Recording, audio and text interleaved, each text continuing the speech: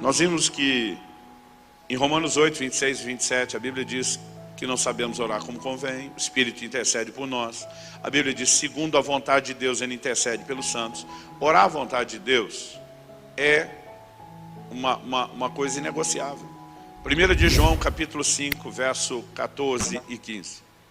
Porque se sabemos que pedimos alguma coisa segundo a sua vontade, Ele nos ouve. E se sabemos que Ele nos ouve, temos certeza de que adquirimos aquilo que dele temos pedido. Então, uma forma certa e segura de conseguir resultado da oração é orar segundo a vontade de Deus. Como orar segundo a vontade de Deus? Uma das maneiras de fazer isso é orando a palavra que expressa e revela a vontade de Deus. Mas nós precisamos entender que outra é orando em espírito. Muitas vezes eu tenho dito às pessoas, que eu vou para um momento de oração e diz, Deus, eu não sei orar como convém por isso. Não é que eu não sei suplicar, não é que eu não sei usar fé, não é que eu não sei orar em nome de Jesus. Eu não sei o que o Senhor quer dessa situação. Eu não sei o que no final das contas o Senhor quer fazer. E já que eu não sei, eu não vou escolher para onde ir. Mas eu escolho me sujeitar ao Senhor. Além de, com a minha mente, com o meu entendimento, eu ficar orando, seja feita não a minha, mas a tua vontade. Eu confio na linguagem de oração do teu Espírito Santo. Eu vou me render ao Espírito Santo e apenas passar a orar em outras línguas para que a tua vontade seja feita. Eu lembro do irmão Dave contando algo engraçado e a gente ria muito. Ele falava do crente que vai orar em línguas achando que ele controla o que ele está orando. E ele está lá orando em línguas o tempo todo pensando num carro novo, Senhor, preciso de provisão, preciso de algo melhor. E ele está lá orando em línguas. Na cabeça dele ele só pensa no carro novo. E ele descrevia uma cena de 2 anjos, dizia, já que no céu não deve ter um bar, ele falou, eu imaginava um café, ele falava, 2 anjos tomando um café e vendo o crente falar em línguas. Como Paulo diz, ainda que eu fale a língua dos homens e dos anjos, acredita-se que no falar em línguas você possa falar tanto línguas humanas como angelicais. Ele pegou esse gancho e disse que os anjos ouvindo o cara orar em línguas entendendo. E eles riam, mas riam que não conseguiam nem tomar o café. Um olhava para o outro e dizia, ele acha que está orando por um carro novo. E o outro rindo de voz, sabe de nada, inocente. Oração em línguas, ela tira você do controle. E ela dá o controle daquilo pelo qual você ora, a Deus. Só que você está orando mistérios, coisa que você não sabe, que você não entende. Então nem você está acompanhando a oração que o Espírito Santo, por meio de você, está fazendo. Mas você começa a orar de acordo com o plano e a vontade de Deus. Quem está entendendo? Isso nos ajuda também na intercessão por outros. Então, voltei um pouco naquele assunto de orar a vontade de Deus, mas agora eu quero pegar aqui a questão da intercessão. Eu e você podemos orar por pessoas que nós não sabemos que estão com problemas. Nós podemos orar por pessoas que nós não conhecemos. Eu compartilho no livro que eu escrevi sobre isso, Falar em Línguas, de uma experiência que a pastora Lígia lá de Londrina teve anos, décadas e décadas atrás, no início do seu ministério. Eles tinham um momento de meia hora antes do culto para orar. E tinha uma sala grande embaixo do púlpito, onde a maioria dos intercessores ia para orar. Diz que naquele dia ela foi tomada pelo espírito de oração. Eu gosto quando Zacarias fala do Espírito Santo como espírito de súplicas. Ele que vem turbinar a nossa vida de oração. E diz que ela começou a orar em línguas, ela foi sendo tomada naquilo. E ela diz que não era uma visão, mas na mente dela ela lembrava de um jovem da igreja. A única coisa que ela lembra de passar pela mente dela, um jovem na igreja. Ela orou, que ela achou assim, uns 10, 15 minutos muito intenso. Quando ela terminou de orar, na verdade, o culto já tinha acabado. Ela não ficou 10 ou 15 minutos. Ela, além de ficar toda a meia hora do momento da oração, ela ficou as 2 horas e tanto do culto. Quando terminou de orar, o culto já tinha acabado. E aí ela foi perguntar para o marido, você viu fulano, que era o jovem que ela lembrava? Aí disse, ele não apareceu na igreja hoje. Ela disse, eu acho que eu estava intercedendo por ele. Porque eu fui envolvida num espírito de oração, de súplica, eu clamava, eu orava em outras línguas, eu sabia que o Espírito Santo estava lá, intercedendo por mim, mas assim, me passava ele pela mente. Ela falou, a gente mal tem contato e relacionamento com esse rapaz. Eu acho que o Espírito Santo estava sinalizando que era isso. Ele falou, vamos esperar e ver o que o tempo diz. No dia seguinte, a segunda-feira, na hora do almoço, O jovem bate na porta da casa deles. E quando os pastores abrem, ele entrega uma lata de estracnina, de veneno.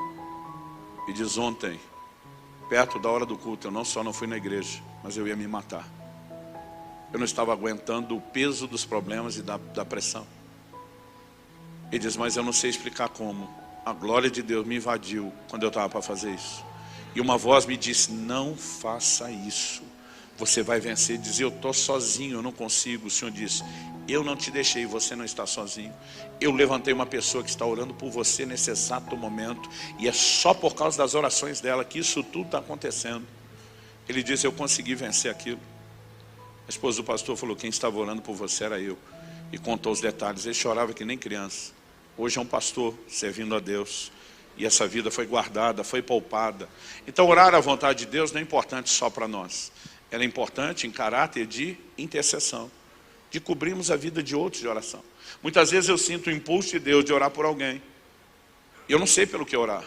E eu começo a orar em outras línguas. E há momentos onde Deus até pode revelar algo pelo qual Ele quer que você ore. E há momentos que Deus vai dizer mais ou menos assim: não é da sua conta, o problema é do outro. Você só me ajuda, né, de maneira que eu possa interferir, de maneira que eu possa resolver. Quem está entendendo? Sétimo e último lugar. Em 1 Coríntios, no capítulo 14, no versículo 17, não estou dizendo que são os únicos benefícios, mas são aqueles que com clareza eu tenho enxergado na Bíblia.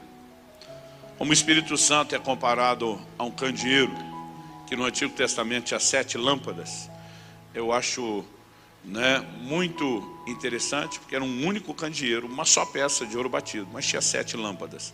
Eu acho muito sugestivo isso. De repente a gente imaginar que a linguagem de oração do Espírito Santo tenha áreas distintas que se complementam, mas não posso garantir que seja essa a definição das 7 lâmpadas. Verso 17. Não, vamos começar no 16. Se tu bendisseres apenas em espírito, como dirá o indouto amém depois da tua ação de graças? Diz que não entende o que diz. Paulo está explorando aqui: quem fala em línguas, os outros não entendem. Ele diz: imagina que você vai dar graças, orar pelo alimento, e você ora em línguas. Ele falou: como é que o outro vai dizer amém? Como é que o outro vai concordar com você se não sabe o que você está falando? Mas olha o verso 17. Porque tu de fato dás bem as graças, mas o outro não é edificado. Então vamos tirar o fato de que a gente não pode usar a ação de graça em língua, porque o outro não vai poder dizer amém, não é edificado com isso. Mas se você estiver sozinho, Paulo diz: você dá bem as graças. O que ele está dizendo? Que ainda que você olhou e diga intencionalmente: eu quero agradecer, e comece a orar em línguas, o Espírito Santo vai fluir naquela direção que você, de alguma forma, está se dispondo: eu quero expressar gratidão. Então vamos pensar em algumas coisas na perspectiva bíblica, para que a gente possa entender o que eu vou chamar aqui de perfeito louvor. Atos 2:11 diz que enquanto falava em línguas, as pessoas ouviam falar das grandezas de Deus. Falei antes, não podemos dizer com certeza se era ou não louvor, mas nós vemos que em Atos 10 as pessoas falavam em línguas e magnificavam a Deus. O louvor está relacionado, né, com essa ação do Espírito Santo. Eu tive um homem de Deus que foi um amigo próximo, muito querido. Ele, em 2020, partiu para a glória. Mas era um missionário americano que veio viver no Brasil, pastor Michael Piper, nós o chamávamos de Miguel Piper. Ele, uma vez em 1978, ele estava numa igreja em San José, na Califórnia. E diz que antes do culto, eles tinham esse tempo de oração, diferente da outra história que eu contei, não era numa salinha, a turma ficava na igreja antes orando. E ele chegou mais cedo. E de repente, ele diz que começa a cutucar a Terry e a esposa dele, e diz: tem brasileiro aí. Porque ele ouvia alguém adorando a Deus em português, mas assim, ele a vida inteira ele teve sotaque. Mas ele falou: tem brasileiro aí, porque era português perfeito, com o sotaque de qualquer brasileiro. E ele ficou tentando identificar, a pessoa cantava em português, agradecia, exaltava a Deus, e no meio das pessoas ele falou: o som vem de lá. Ele foi, conseguiu descobrir quem era. Chegou, deu um tapa no ombro do cara, falou: que legal, você é brasileiro, também sou missionário no Brasil, falando com ele em português.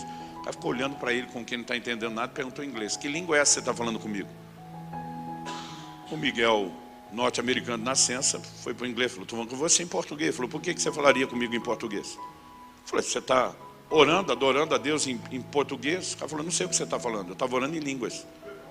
Ele falou, não, meu amigo, eu sou missionário no Brasil. Você estava adorando e orando em português, fluente, de um jeito que eu não aprendi ainda a falar. Ele falou, eu não sabia disso, eu só estava orando em línguas. Ele disse que ficou em estado de choque. O cara diz, eu nunca pisei no Brasil, nenhum país fala português, não sei o que, não entendo nem espanhol, que é muito comum lá na Califórnia. Ele falou, só estava orando em línguas. Ele falou para mim, Luciano, pela primeira vez, eu fiquei imaginando o que é a sensação de ouvir alguém falar das grandezas de Deus, mesmo sem conhecer a língua. Perfeito louvor. Muitas vezes eu gosto de entrar nesse lugar de adoração, por quê? O apóstolo Paulo diz em 1 Coríntios, no capítulo 14, ele diz assim no verso 14, se eu orar em outra língua, o meu espírito ora de fato, mas minha mente fica infrutífera. No 15 ele pergunta, que farei pois? Orarei com o espírito, mas também orarei com a mente. Cantarei com o espírito, mas também cantarei com a mente. Ué, se existe um cantar em línguas, e os cânticos normalmente estão associados à adoração, presume-se que as línguas também podem fazer parte da nossa adoração. Então há momentos onde a edificação que você vai receber, não é porque você está orando à vontade de Deus, vencendo a própria carne, é simplesmente porque você está entrando num profundo nível de comunhão com Deus através da adoração. Além de que, isso não significa, outro dia alguém falou, mas pastor, como é que eu sei qual é o tipo de benefício das línguas que está acontecendo quando eu oro em línguas? Eu falei, normalmente você não sabe e não precisa saber. Ela falou, mas se eu falo as mesmas línguas, vai trocar de benefício o tempo todo? Eu falei, bom, as coisas espirituais não se entendem de forma racional. Pode ser que sim, ou pode ser que aí você vai entender porque é que Jesus diz, falarão novas línguas. Os pentecostais inventaram um negócio que não está na Bíblia. Eles chamam de a língua do batismo. Eles falam que aquilo que você recebeu no dia que você foi batizado é o que você vai falar sempre, aquelas palavras, porque é a sua língua do batismo. Isso não está na Bíblia. Jesus diz, falarão novas. Ah, pastor, o senhor disse diversidade, variedade de línguas é dom. Sim, é o nome do dom. Mas Jesus diz, falarão novas. Não significa que eu e você temos que orar sempre a mesma coisa. Quem pratica costuma desenvolver, né, a prática de tal maneira que ele começa a experimentar sempre o fluir de algo novo. Então, eu não sei se a gente tem que mudar de língua para mudar de benefício. Não estou dizendo isso. Eu só estou dizendo que diante de questões que nós não temos resposta, nós precisamos entender o porquê do novas. De alguma forma, ele não quer que você se limite. Ele quer que você cresça, ele quer que você se desenvolva. Outro dia um irmão falou para mim, poxa, pastor, minhas línguas são tão michuruca assim, tão...